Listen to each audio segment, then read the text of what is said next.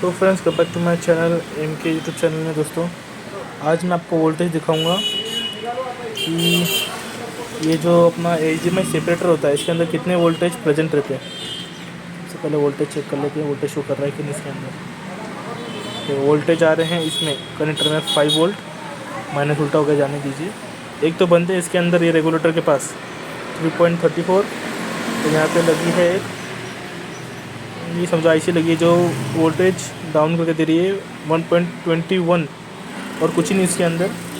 बाकी ये जो दिया हुआ है 3.3 दिया है यहाँ पे। ये सॉफ्टवेयर के लिए कुछ दिया हुआ है, ये सॉफ्टवेयर की IC दोस्तों, सॉफ्टवेयर के लिए है। इसका है TX है, TX7, TX9, ग्राउंड, रीसेट, ये सब वोल्टेज है यहाँ पे। बाकी तो कुछ नहीं होता। ठीक है दोस्तों, ये टोटल 8 पोर्ट का है। हाँ, 8 पोर्ट का है।